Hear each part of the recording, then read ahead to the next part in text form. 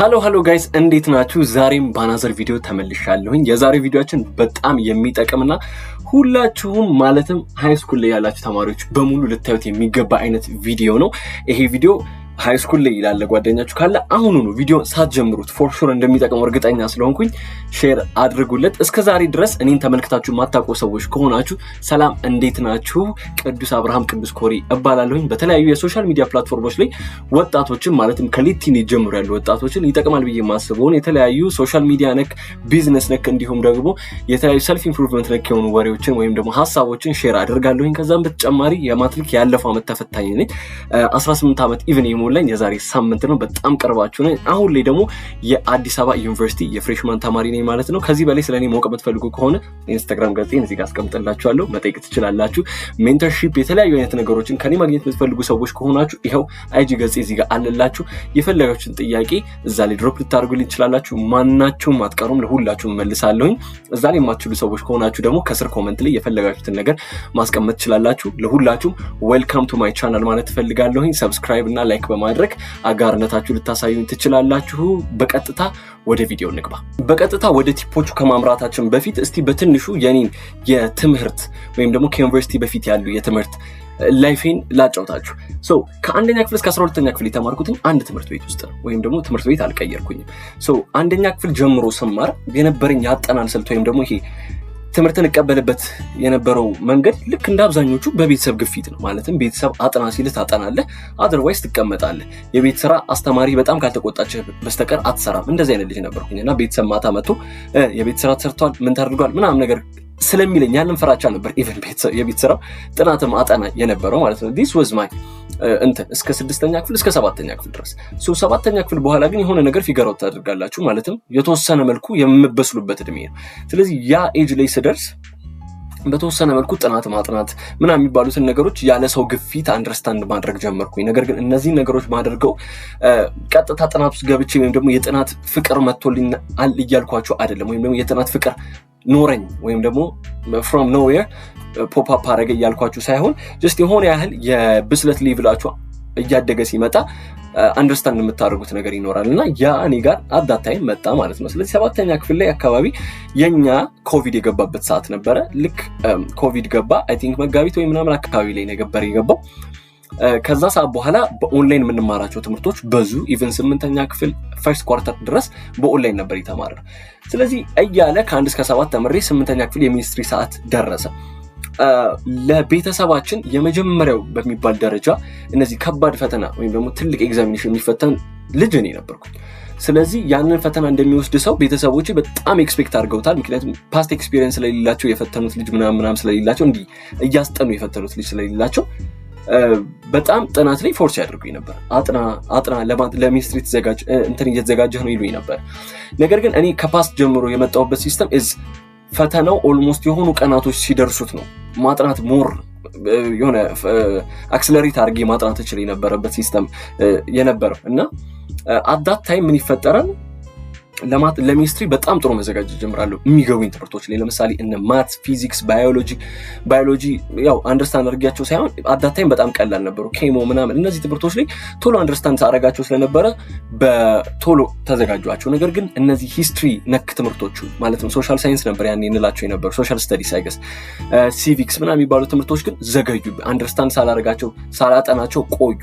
ስለዚህ የመጨረሻዎቹ ሰዓት ላይ ኦብቪየስሊ እናቴን መጠየቅ ኖረብኝና በአቅራቢያ ያሉ ሰዎች አንደርስታንድ እንዳረገው ሊረዱኝ የሚችሉ ሰዎች ሊያስረዱኝ የሚችሉ ሰዎችን በሙሉ መጠየቅ ጀመርኩኝ። ስለዚህ ሂስትሪ ሞር ኦፍ እናቴን መጠየቅ ይረዳኝ ነበረ። ስለዚህ ቁጭ አድርጋ ጥያቄ የጠየቀች እያስጠናች ማዘር ሁሉን ነገር ፊገር አውት እንዳደርግ ረዳችኝ ማለት ነው። ከዛም በኋላ ማትስ ደግሞ አንድ ጓደኛችን በእውነት ውለታ አለብን። ቁጭ አድርጎ የክላሱን በግሩፕ ተሰይመን ነበር ትምህርት ቤት ውስጥ እና ግሩፓችንን ቁጭ አድርጎ ጥያቄ ያሰራን ነበር። ያልገቡንን ጥያቄዎች ቤት ሲሄድ ማትስ ደስ ስለሚለኝ ለማጥናት የሚቀለኛል ቁጥር ስለሆነ መስራትም ስለሚቀለኝ ማትስ ቁጭ ብዬ ሰራ ነበር። ማትሪክ ሚኒስትሪ መፈተኛችን ቀን ደርሶ በጥሩ ውጤት ወይም ደግሞ ማግኘት በምፈልገውና ሰዓት በሰጠሁበት መጠን ልክ ማግኘት የሚገባኝን ውጤት አግኝቼ ሚኒስትሪን አለፍኩኝ። ከዛ በኋላ ወደ ከባዱ ሃይ ስኩል ወደሚባለው ሲዝን ተላለፍን ማለት ነው። ከ9 እስከ 12 ያለውን ነገር በአንድ ላይ ስጨምቀው it was not tough for me ለኔ ከባድ የሚባል አመታትን አላለፍኩኝም። ከ9 እስከ 12 የነበረኝ አጠናን ስልት ሁሌም ቢሆን አንድ አይነት ነው። ፈተና ሰኞ የሚጀምር ከሆነ ቤተሰቦቼ እና በአቅራቢያ ያለው ሰው እንዳለ እንደማጠና የሚያውቀው ወይም ደግሞ ጥናት የጀመርኩት የዛሬ 2 ሳምንት ነው። ግን ብታምኑ ባታምኑ የ2 ሳምንቱ ጀምሮ እስከ ፈተናው ሊጀምር 2 ቀን እስኪቀረው ድረስ የማነበው በጣም ሚኒመም ቲንግ ነው፣ በጣም ትንሽ። የፈተናው ቅርብ ሲሆን ማለትም ነገ ልንፈተን 2 ቀን በፊት ያሉ ቀናቶች ላይ ግን ፍራስትሬሽን ጣራ ይነካል።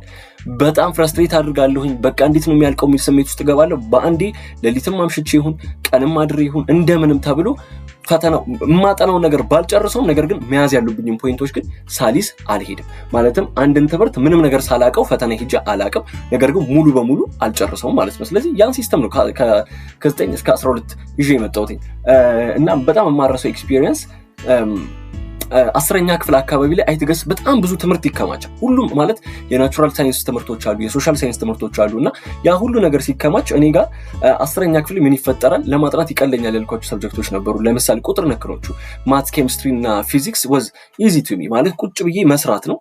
ሁሉን ነገር እንኳን ባልሰራው የተወሰነ ያህል ነገሮችን መስራት ስለምችል ያን ያህል ከባድ አልነበረም። ሂስትሪ ደግሞ ማዘር በተወሰነ መልኩ ትረዳኝ ነበረ። ጂኦግራፊ ደግሞ እምወደው ትምህርት ነበር። ከሁሉም ትምህርቶች ይልቅ በጣም ወድጄ የምማረው ትምህርት ጂኦግራፊ ነበር። ስለዚህ መሀል ላይ ማን ይቀራል? ባዮሎጂ የሚባል ትምህርት ይቀራል። ባዮሎጂ ለማጥናትም ይከብደኛል። በአቅራቢያም እንደዚህ ሊያስጠናኝ ሊያስረዳኝ የሚችል አይነት ሰው አልነበረም።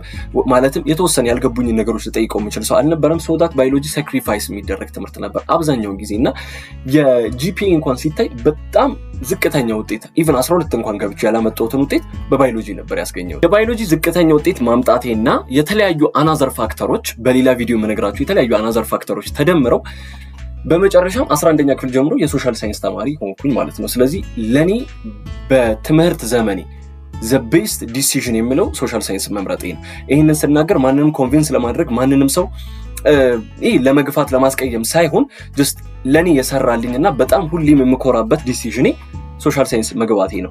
ይሄ በጣም በተለያዩ ምክንያቶች ነው ይሄንን ነገር ስለዚህ ለዚህም ሌላ ቪዲዮ ሰራላችኋለሁ። የምትፈልጉ ከሆነ የምትፈልጉትን ቪዲዮ ኢንስታግራም ፔጅ ላይ እንዲሁም ደግሞ ኮሜንት ላይ ልታስቀምጡልኝ ትችላላችሁ። ጠቅለል አድርጌ ቆንጆ ቪዲዮዎችን አፕሎድ አደርግላችኋለሁ። ስለዚህ እንዳልኳችሁ ሶሻል ሳይንስ ገባሁኝ። ከሶሻል ሳይንስ ታይሜ በኋላ የትምህርት ሲዝኔ በጣም ቆንጆ ነበረ። ያጠናን ስልቴ አሁንም ያው ነው፣ ነገር ግን ከባድ አልነበረም። ቢካዝ ትምህርት ፖርሽኖቹ አነሱ። የሶሻል ሰብጀክቶች ደግሞ it was not that much tough እና ደግሞ ፊገር አውት አድርጌ የማላውቀው በጣም አሜዚንግ የሆነ ትምህርት ኢኮኖሚክስ የሚባል ድንቅ ትምህርትን አገኘን። በጣም አንደርስታንድ የሚደረግ በጣም ከህይወት ጋር ሪሌት የሚያደርግ አይነት ትምህርት ነበር። ስለዚህ በቀላሉ ሁሉን ነገር እንደወደው አደረገኝ ማለት ነው። ሶሻል ሳይንስ 12ኛ ክፍል ላይ በጣም የምወዳቸው ትምህርቶች ለምሳሌ ማቴማቲክስ ምናምን ላይ የተለያየ አይነት መስተጓገል ደርሶብኝ ነበረ። ቢካዝ አስተማሪዎች ጋር ለመስማማት ምናምን በትምህርት ሲስተማች ውስጥ ይሄን ነገር በጣም ብዙ ጊዜ ተብሏል። ግን ትምህርቱ ክብደት በላይ ከአስተማሪያችሁ ጋር ያላችሁ ሪሌሽን ለትምህርቱ ያላችሁን አቀባበል በጣም ማተር ያደርገዋል እና እኔ ማትስ ላይ በጣም እንደዛ ተጎድቼ ነበር 12ኛ ክፍል እያለሁኝ ማለት ነው። ስለዚህ ከ1 እስከ 12 የትምህርት ሲስተም ይሄንን ይመስላል። የ12ኛ ክፍል ማትሪክ ጋር ስንመጣ ደግሞ አሁን የምነግራችሁ ለኔ የሰራ ሲስተም ነው። ይሄ ሲስተም ለሁላችሁም ይሰራል እያልኩኝ አይደለም። የማትሪክ ያጠናሁበት የተዘጋጀሁበት ሲስተም ግን ቪዲዮውን እስከ መጨረሻ ድረስ ብትከታተሉት ሲስተሙ ለእናንተ ይስራ አይስራ የሚለውን ነገር ፊገር አውት ታደርጉበታላችሁ። የሚሰራ ከሆነ ትጠቀሙበታላችሁ፣ ማይሰራ ከሆነ ደግሞ ኮመንት ላይ እንደማይሰራላችሁ ወይም ደግሞ ይሄ አይነት ሲስተም ይሰራል ብላችሁ እንደማትጠብቁ ጻፉልኝ። ለእናንተ የሚሆን ሲስተም ደግሞ ከተጠቀሙ ልጆች ወይም ደግሞ በአቅራቢ ካሉ ከጓደኞቼ ሪፈር አድርጌ ማቀርብላችሁ ይሆናል። እዚሁ ጋር ግን ሪኮመንድ ማድረጋችሁ የተለያዩ ነገሮች ይኖራሉ ማለት ነው። ስለዚህ አሁን በይፋ የ12ኛ ክፍል ዝግጅት ወደሚለው ቶፒካችን ገብተናል። የ12ኛ ክፍል ዝግጅት በእኔ በኩል ምን ይመስል ነበረ? 12ኛ ክፍል ሙሉ ስማር ምንም የማትሪክ ፍራቻ አልነበረኝም። ከእውነቱን ስነግራችሁ ከ11ኛ ክፍል ክረምት ጀምሮ እስከ ታች 6ኛ ክፍል ምናምን እያለሁኝ ጀምሮ ፋይናል ምናምን ስንፈተን ፋይናል ሲከብደኝ ምናምን ገና እኮ ማትሪክ እፈተናለሁ እል ነበር። ግን ታይሙ ላይ ስንደርስ ወይም ደግሞ 12ኛ ክፍል ቁጭ ስል ምንም ማትሪክ የሚባለውን ነገር ማሰብ አቆምኩኝ። አስተማሪዎች ሪሜምበር እንዳደረገው ካልረዱኝ በስተቀር ምንም ስለ ማትሪክ አላስብም። ግን ይሄን ነገር 12ኛ ክፍል አልፋችሁ የምታዩት ሰዎች ከሆናችሁ እቺ ፖይንት ሁላችሁ አጋጥሟችኋል። ስንቴ የጥናት ፕላን እናወጣለን? ስንቴ የጥናት ፕላን ይወጣል? ህዳር ላይ ጥናት ፕላን ይወጣል፣ መስከረም ይወጣል። መጀመሪያ የመስከረሙ ይቆይና አረ ጉዴ ፈላ ተብሎ ህዳር ላይ ይወጣል። የህዳሩ ይቆይ ታህሳስ እያለ በየወሩ የጥናት ፕላን መውጣቱ አይቀርም። ከዛ በኋላ ሪፋይን ስናደርገው ያንን ጥናት ፕላን ስናስተካክለው የሚጨርሰው እንዲሁ ተጠቅመው የማይጨርሰው ደግሞ ድጋሚ አዲስ ፕላን ሲያወጣ ስንት ፕላን እናወጣለን? ብቻ ይህንን ልበላችሁ ብዬ ነው። ፕላን ማውጣት is not the concept። ስለዚህ የኔ ማትሪክ ዝግጅት የነበረው እውነቱን ስነግራችሁ ይሄ ነበረ። this is የኔ ማትሪክ ዝግጅት። ይሄን ቴምፕሌት ቴሌግራም ኮሚኒቲያችን ላይ አስቀምጥላችኋለሁ። ሊንኩን እዚህ ጋር ታገኙታላችሁ። ይሄ ምንድን ነው ብላችሁ ለምትጠይቁኝ ሰዎች ነው አሁን ማብራራላችሁ። እኔ ማትሪክ ለረጅም ጊዜ ልክ እንደ ቀድሞ ሲስተሜ የተወሰነ ነገር ሳነብ ከዛ ስተው የማትሪክ ቀኑ በጣም እየተቃረበ መጣና ወደ 3 ሳምንት ነው 4 ሳምንት ገደማ ቀር ማትሪክ ጥያቄዎችን እሰራለሁ፣ ጥሩ ስኮር አድርጋለሁኝ፣ ሞዴሎች ላይ የማይከፋ አይነት ውጤት አመጣለሁኝ። ማለት ስንደምራቸው የሚያሳልፍ ከ400 በላይ የሚያስመጣ አይነት ውጤት አመጣለሁኝ። ነገር ግን ጥናቱን ራሴን ስመለከተው ሳጠና ግን አላገኘሁኝም። ከዛ በኋላ የሆነ ሰዓት ላይ ሴታፔ እዚህ ጋር አልነበረም፣ እዚህ ጋር አካባቢ ነበርና አስታውሳለሁ አጎቴ ካጠገቤ ተቀምጦ ምን ይለኛል፣ ዝግጅት እንዴት ነው ምናምን ብሎ ሲጠይቀኝ ራሴ የሆነ ነገር ተሰማኝ። እውነት እየተዘጋጁ ነው ምናምን የሚል አይነት ስሜት ማለት ነው። ከዛ ነው ይሄን ሲስተም ቢልድ ያደረኩት። ምን ይላል መሰላችሁ? ይሄ ከጁን 14 ጀምሮ እስከ ጁላይ 3 የጥናት ሲስተም ነው፣ ማለትም 2 ሳምንት። ከዛ በኋላ ደግሞ ከጁላይ 4 እስከ ጁላይ 9 ደግሞ የጥያቄዎች መስሪያ ሳምንት አድርጌ ነው ያወጣሁት። በአጠቃላይ 3 ሳምንት ነው ማክሲመም። ስለዚህ አጠናቸዋለሁ ብዬ የጻፍኳቸው ሰብጀክቶች አሉ። ለምሳሌ እንግሊሽ አፕቲቲዩዱን፣ ከዛ በኋላ ማትስ ሙሉ ማትስ፣ ከዛ በኋላ ኢኮኖሚክስ፣ ጂኦግራፊ እና ሂስትሪ። አስቡት ይሄ ሁሉንም ትምህርት አጥንቼ በዛች ታይም በነገርኳችሁ ታይም ማለት ነው። ከዛ በኋላ እንግሊሽ አፕቲቲዩድ እኔ እጠቀም የነበረው እንደ አብዛኞቻችሁ መጽሐፍ አልነበረም። እኔ ከመጽሐፍ ማንበብ አዲስ ታይም በጣም ይጎዳቸዋል። ቢካዝ ኦልሬዲ ሰዓቱ ከሄደ በኋላ በልክ የሆኑ መጽሐፎችን ማንበብ በጣም ትጎዳላችሁ። ይሄ ለማንም ሪኮመንድ ማድረግ ነው። ፕሮካስትኔት አድርጋችሁ እስካሁን ድረስ ከደረሳችሁ በቻላችሁት አቅም አጋዥ መጽሐፎችን አንብቡ። ለምን ብትሉኝ፣ አንደኛ አጋዥ መጽሐፎች ከዋናው መጽሐፍ ይልቅ ወዲያውኑ ከአንድ ሰብቶፒክ ቀጣይ ጥያቄዎች አላቸው። እነዛ ጥያቄዎች ፕራክቲስ ስታደርጉ ነገሩ ጭንቅላታችሁ ውስጥ ሜሞራይዝ እንዲሆን ወይም ደግሞ እንዲቀመጥ ይረዳቸዋል ከዋናው መጽሐፍ ይልቅ። ሁለተኛ ደግሞ በልክ ኖት አይደለም ያላቸው፣ ኮንሰፕቱን ማግኘት የምትችሉባቸው አይነት ኖቶች ናቸው። እውነቱን የምነግራችሁ ማትሪክ ላይ ካስተዋልኩት ነገሮች መካከል አንዱ ማትሪክ ሽምደዳ የሚፈልግ ነገር አይደለም። ማትሪክ ኮንሰፕት ነው የሚፈልገው። ኮንሰፕቱን ልትይዙት የሚገቡት። የትኛውንም አይነት ሰብ ቶፒክ ልታጠኑ ትችላላችሁ። አይሆፕ ይነገራችኋል ብዬ አስባለሁኝ ምን ነገር ላይ ፎከስ ሊያደርግ እንደሚችል ማትሪክ። እነዛ ቶፒኮች ላይ ኮንሰፕታቸውን ለመያዝ ሞክሩ። ሙሉውን ነገር ለመሸምደድ ከሞከራችሁ እመኑኝ ፈተናው ላይ ስትገቡ ፍራስትሬሽናችሁ በጣም ከፍተኛ ስለሚሆን ያጠናችሁት ነገር በሙሉ ይጠፋባችኋል። ስለዚህ በቻላችሁት አቅም ኮንሰፕት ለመያዝ ሞክሩ። እኔም እዚህ ጋር ያወጣሁት ፕላን ኮንሰፕት ለመያዝ የሚረዳኝ አይነት ፕላን ነበር። በቻልኩት አቅም ከመጀመሪያው ጀምሮ እስከ መጨረሻው ድረስ ይረዳኛል ብዬ የማስበውን ፕላን አወጣሁኝ። ከዛም በኋላ በጣም ጠንክሬ የሰራሁባቸው ሰብጀክቶች ኢኮኖሚክስ፣ ጂኦግራፊ እና ማትስ ነበሩ። ሂስትሪ እዚህ ጋር ፕላን አውጥቼ ነበር። ነገር ግን ያመጣሁት ፕላን በጣም ዲሉዥናል ሆነና ለሂስትሪ የነበረኝ ዝግጅት በጣም አነስተኛ ሆነ። ሂስትሪ ጥሩ ስኮር ማድረግ አልቻልኩኝም፣ ማለትም አልወደኩኝም። መጥፎን በጣም ዝቅተኛ ውጤትም አላመጣሁኝም። ከነሱ ግን ኮምፓራቲቭ ሲሰላ የሂስትሪ ትንሽ ዝቅ ብሎ ነበር። የማትሪክ ጥያቄ መስሪያ ሰዓታችን ላይ እዚህ ጋር ማለት ነው በጣም አሜዚንግ ሴሽን በማስተዋወሰው በማትሪክ በተዘጋጁበት ሰዓቶች ውስጥ ይሄ ሴሽን በጣም ማስተዋወሰው ቢካዝ የማትሪክ ዋነኛው ጎሉ እውነቴን ነው የምላችሁ እንዲያስተዋልኳቸው ጥያቄዎች ነበሩ። በፒሲ ስንፈተን ይሄ ጥያቄማ ፈተና ላይ መጥቷል፣ ይሄ ያኔ ፈተና ስሰራ አስታውሳለሁ፣ ይሄማ ሞዴል ላይ አግኝቼዋለሁ እያልኩኝ የነበረበት ታይም በጣም ብዙ ነበርና ማትሪክ ላይ አብዛኛው ጥያቄ ከቀድሞ ፈተናዎች ይወጣ ነው። የአስተማሪዎቻችሁ ሞዴል ከዚህ በፊት የተፈተኑት ሞዴሎች መስራት እንዳትረሱ። የመጨረሻ ታይማችሁን በአብዛኛው ማሳለፍ ያለባችሁ እዛ ላይ ነው። ይሄ የኔ ሲስተም ነው። አሁን እናንተ ሪኮመንድ ወደማረጋችሁ እንግባ። የኔ ኤክስፒሪየንስ ምን እንደነበረ አስረድቻችኋለሁ። አሁን የምነግራችሁ ደግሞ ባውቃቸው እነዚህን ሲስተሞች ብትጠቀምባቸው ብዬ የማስባቸው ነው። ስለዚህ ይሄ ፓርት በጣም ይጠቅማችኋል ብዬ አስባለሁ። ስለዚህ መጨረሻው ድረስ መከታተል አሁንም እንዳትረሱ። የመጀመሪያው ባውቀው ኖሮ ብዬ የማስበው ኤርሊ መጀመር ነው። ሁሉም ሰው የተለያየ ሲስተም አለው። እኔ እንዳልኳችሁ ከዚህ በፊት ራሱ የነበረኝ ሲስተም ፈተና ነገ ሲሆን ወይም ደግሞ 2 ቀን 3 ቀን ሲቀረው የማጥናት ሲስተም ነው የነበረኝ። ስለዚህ ለማትሪክ ሃይ ለሆነ ፈተና ሁሌም ጀምር ይጨንቀኝ ነበር። እንዴው ለማትሪክስ እንዴት ነው ምዘጋጀው እንዴት ይሆን ብዬ ይጨነቅ ነበር። ስለዚህ ለእናንተ ግን እንደዚህ አይነት ኤክስፒሪየንስ ከሌላችሁ አሁንም ይሄው ዛሬ የመጀመሪያ ቀናችሁ ሊሆን ይገባል። ቢካዝ ዛሬ ከጀመራችሁ እስከሆነ ቀን አጥንታችሁ ከዛ በኋላ ያላችሁን ቀን ደግሞ የተለያዩ አይነት ስራዎችን ትሰሩበታላችሁ። ላይክ ሪቪዥን፣ ላይክ ጥያቄዎችን መስራት፣ ላይክ ፓስ ሞዴልሶችን መፈተን፣ የተለያዩ ነገሮች ልታደርጉበት ስለምትችሉ እባካችሁ ዛሬ ጀምሩ። ምንም አይነት የምትፈጁት ሰዓት የላችሁ። መጨረሻ ላይ ተቀምጬ ሰራዋለሁ የምትሉት ነገር የለም። ፎር ኤግዛምፕል በኔ ኬዝ ከሄድን እኔ የተለያዩ ሀሳቦች ነበሩብኝ ከትምህርቱ ውጪ ማለት ነው። እናንተ ግን ትምህርት ብቻ ከሆነ ሀሳባችሁ ጀስት ትምህርታችሁ ላይ ፎከስ አድርጉ። አሁን ላይ ያላችሁ ጎል እሱ ይሁን እና የቀሩት ነገሮች በኋላ ይደርሳሉ። ሁለተኛው ደግሞ የተለያዩ አይነት ፓስት ፔፐሮችን ፕራክቲስ አድርጉ። ሞዴል ኤግዛሞች ሊሆኑ ይችላሉ፣ ራሳችሁ የተፈተናችሁትም ሊሆን ይችላል፣ ልጆች የተፈተኑትም ሊሆን ይችላል። የተለያዩ አይነት ጥያቄዎችን ጠይቁ። አሁን ላይ እንደውም ስልካችሁ ላይ እኮ በዝቷል። 1 ሚሊዮን እኮ ነው ያለው ስራችሁ። እኔ እንጃ እኔ በኔ ታይም ራሱ አስታውሳለሁ ስንትና ስንት ጥያቄዎች እንዳሉ። ጥያቄዎች ማግኘት የምትፈልጉ ከሆነ ከሞዴል ጋር ከማትሪክ ጋር ሪሌትድ የሆኑ ኮሜንት ላይ አስቀምጡልኝ። እኔ የተጠቀምኩባቸው ጥያቄዎች ስፔሻሊ ለሶሻል ስቱደንትስ በጣም ይኖረኛል፣ አስቀምጥላችኋለሁ። ኮሜንት ላይ ድሮፕ አድርጉልኝ። ከዛም በተጨማሪ ማስቀምጥላችሁ እዚህ ጋር ያለው ቴሌግራም ኮሚኒቲያችን ላይ ስለሆነ እሱን ጆይን ማድረግ እንዳትረሱ። ሶስተኛውና በጣም ዋና ብዬ የማስበው ነገር ምንድነው፣ ፎከስ ማድረግ ያለባችሁ ዊክ ሰብጀክቶቻችሁ ላይ ነው። ለምሳሌ እኔ ይሄ ሲስተም የሚታያችሁ ከሆነ እዚህ ሲስተም ላይ እኔ ኢኮኖሚክስ ቤዚም ቆንጆ ነበር፣ ጥሩ ተድርጌ ነው የተማርኩትኝም።